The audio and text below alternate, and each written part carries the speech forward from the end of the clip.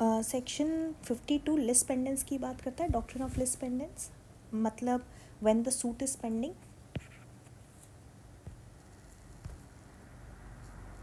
When the suit is pending, right. अब simple सा ये बात है कि मान लो एक ए है और एक बी है। ए ने बी के अगेंस्ट सूट फाइल किया कि इसने मुझे मेरी प्रॉपर्टी से डिस्पोजेस कर दिया, ठीक है, मुझे पोजेशन में वापस डालो। बी ने मीनवाइल क्या किया, सी को प्रॉपर्टी बेच दी। अब सी बोल रहा है कि मेरी क्या गलती, अगर ए और बी के बीच में डिस्प्यूट है, मुझे मेरी प्रॉपर्टी चाहिए। Yes, this matter was already pending before the court, but meanwhile B ने सी को बेच दिया।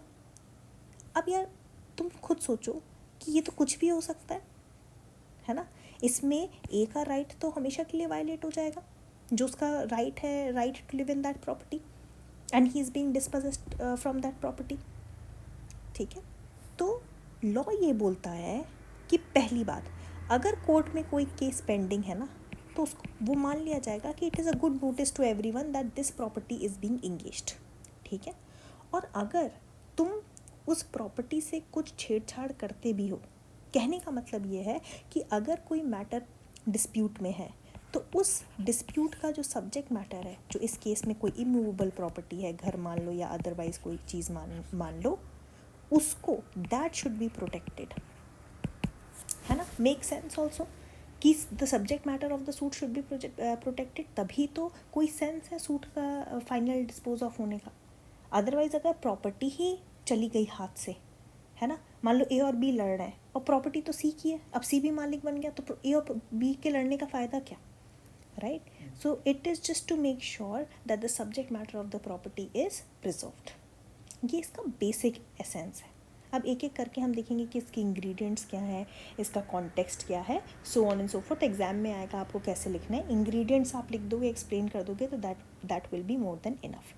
ये एक मैक्सिम पे बेस्ड है, पेंडेंटे लिट निहिल इनोवेटर, जिसका मतलब होता है during pendency of a litigation. ये मैक्सिम मैं कमेंट में लिख दूंगी या डिस्क्रिप्शन में लिख दूंगी, तो आप देख लीजिएगा।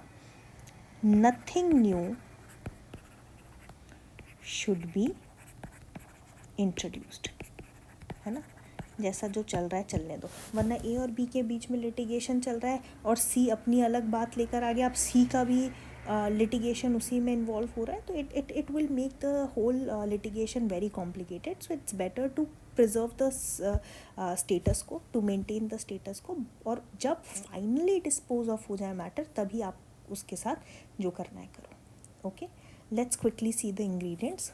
सबसे पहले, it is based on the doctrine of list pendens. इसको लिस्ट पेंडेंस की तरह भी बोला जाता है। कई बार प्रीलिम्स में क्वेश्चन आता है कि लिस्ट पेंडेंस कहाँ पर दिया हुआ है, तो सेक्शन 52 में दिया है, ठीक है। और दूसरा क्वेश्चन जो प्रीलिम्स का बनता है कि अगर मान लो जो परचेज़र है ना, जो मान लो दो लोगों के बीच में डिस्प्यूट चल रहा था, पेंडिंग डिस्प्यूट था, और उसमें से एक पार्टी ने किसी तीसरे बंदे को अपनी प्रॉपर्टी बेच दी, तो वो जो सेल है ना, जो ट्रांसफ़र है, डिस्पाइट द पेंडेंसी, अगर मान लो ट्रांसफ़र होता है, तो ट्रांसफ़र का नेचर क्या है, ट्रांसफ़र का नेचर क्या लीगल है कि इलीगल है,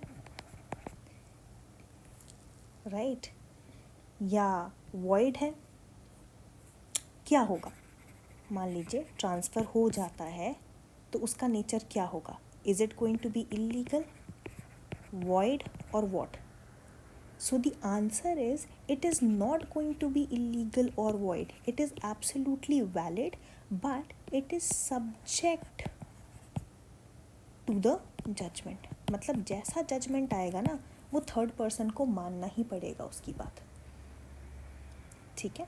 तो हम देखते हैं।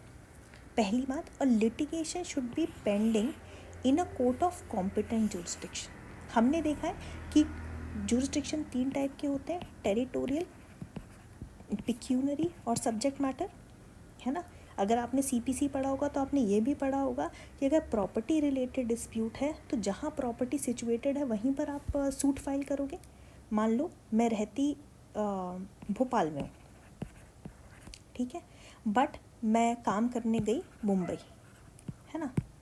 अब मुंबई में थी और मेरे भोपाल वाले घर में किसी ने ट्रेसपास कर दिया, ठीक है।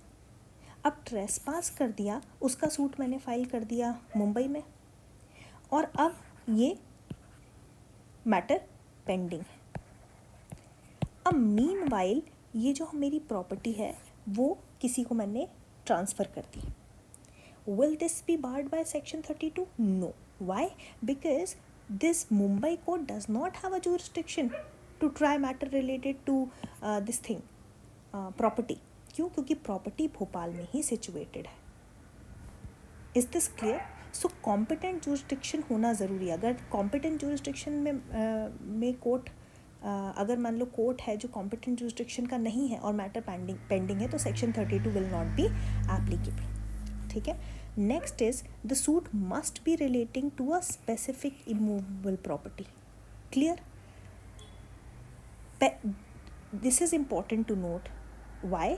बिकॉज ये मूवेबल प्रॉपर्टी पे नहीं लगेगा सेक्शन 32, सेक्शन 52। ये समझना ज़रूरी है। और इसमें ये भी है कि the suit must be related to a specific immovable property, जहाँ पे any right to immovable property is directly and specifically in question. इसका मतलब क्या है कि right to immovable property is directly and specifically, ये देखो इसमें लिखा है a right in this specific property. अगर आपके पास बेयर एक्ट है और अगर आप पढ़ोगे तो उसमें लिखा हुआ है कि in which any right to immovable property is directly and specifically in question. इसका मतलब क्या है कि राइट टू इमूव प्रॉपर्टी होना चाहिए, या तो टाइटल से रिलेटेड होना चाहिए या तो पोजेशन से रिलेटेड होना चाहिए, है ना। There has to be a right related to immovable property जो कि डायरेक्टली क्वेश्चन में, ठीक है। तो ये चीज़ इम्पॉर्टेंट है। अच्छा, यहाँ इसमें बढ़ने से पहले एक चीज़ और समझनी ज़रूरी है कि अगर हम बोल रहे हैं लिटिगेशन शुड बी पेंडिंग, तो पेंडिंग का क्या मतलब है? इसी वर्ड को इन्होंने एक्सप्लेनेशन में बताया। इनका सिंपल सा कहना ये है कि पेंडेंसी का सिंपल मतलब ये है कि from the date of institution of suit till the final disposal of the suit. मतलब कि मान लो ए ने बी को एक गिफ्ट करी प्रॉपर्टी, है ना, और गिफ्ट डीड एग्जीक्यूट करा दी, पर बी इसका पोजेशन लेता उससे पहले ही ए की डेथ हो गई।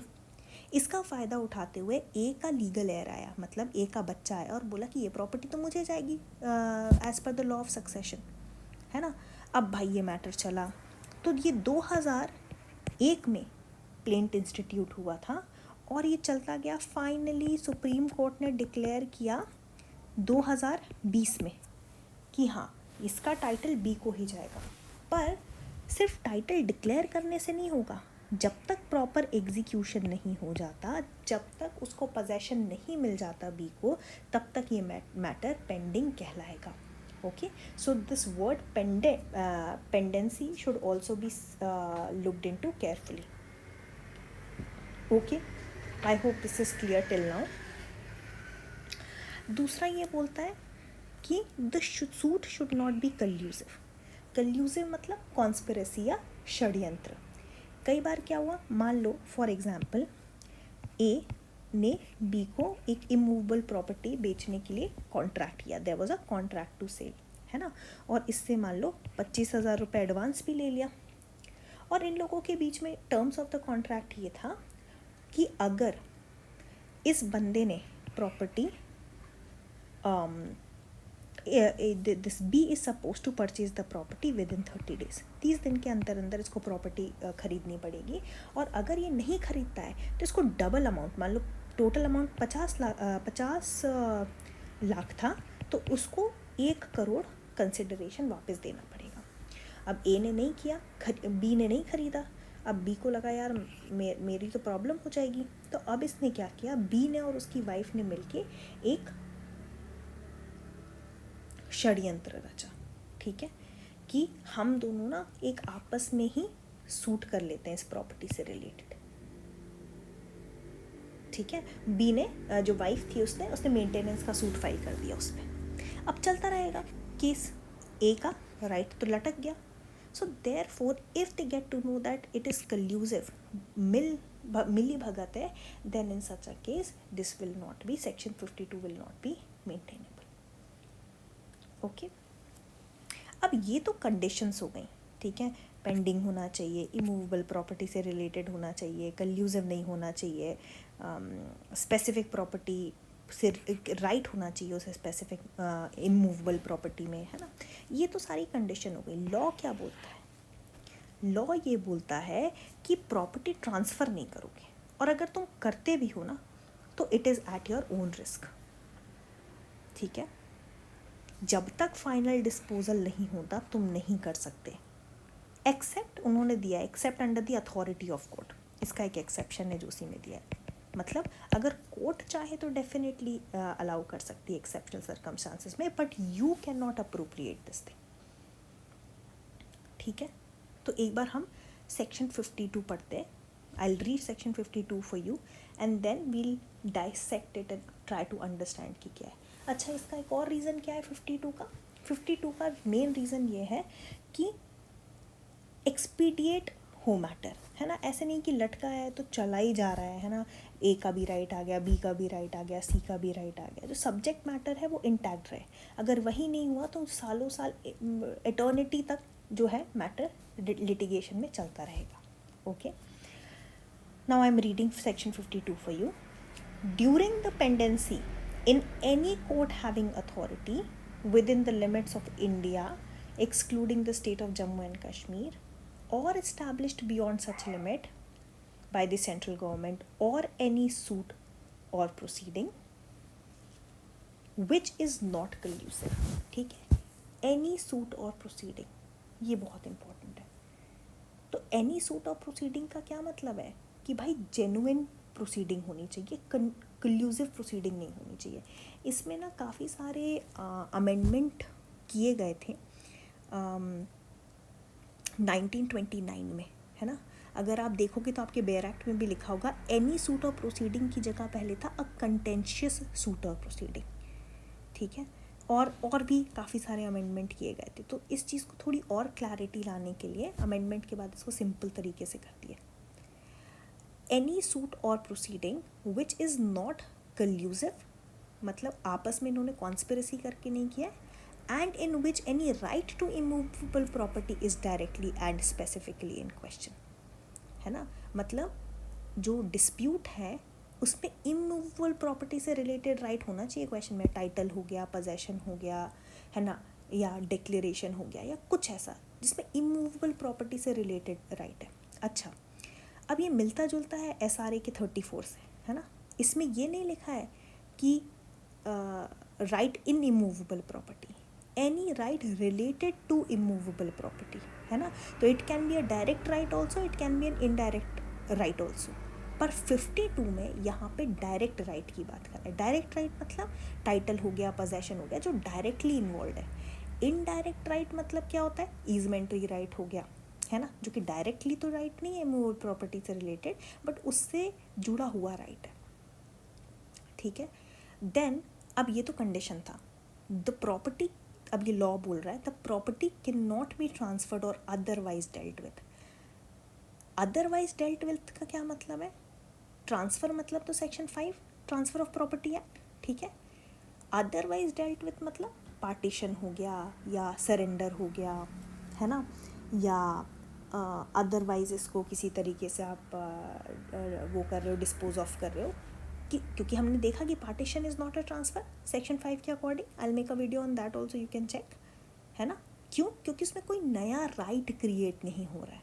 तो इसमें इन्होंने बोला है कि या तुम ऐसा नहीं कि सिर्फ ट्रांसफ़र ही कर रहे हो, हाँ, तुम अगर उस प्रॉपर्टी का पार्टीशन भी कर रहे हो ना, मान लो कि एक करता है ना, करता है एक हिंदू अनडिवाइडेड फैमिली का, और उसका भाई है और उसके कुछ बच्चे। अब करता ने क्या किया?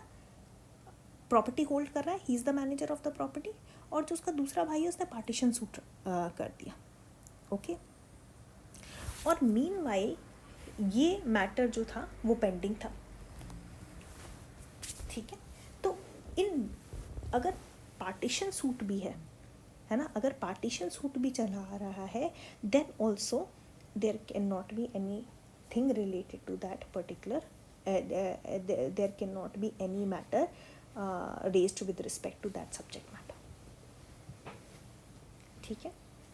तो इसमें लिखा हुआ है any suit of proceeding which is not collusive and in which any right to immovable property is directly and specifically in question, the property cannot be transferred or otherwise dealt with, ठीक है। तो अब ये समझना ज़रूरी है कि अगर मैटर पेंडिंग है टाइटल से रिलेटेड, ठीक है, तो उसका आप पार्टीशन भी नहीं करवा सकते, और आप ये नहीं बोल सकते कि अरे मैं तो ट्रांसफ़र नहीं कर रहा, मैं तो नॉर्मली पार्टीशन ही कर रहा हूँ, even that is not allowed. Okay, so I think this is it, this is very important. आप इसको और डिटेल में चाहो तो पढ़ सकते हो, but otherwise I as far as I think there is nothing more to this section than what we have discussed just now.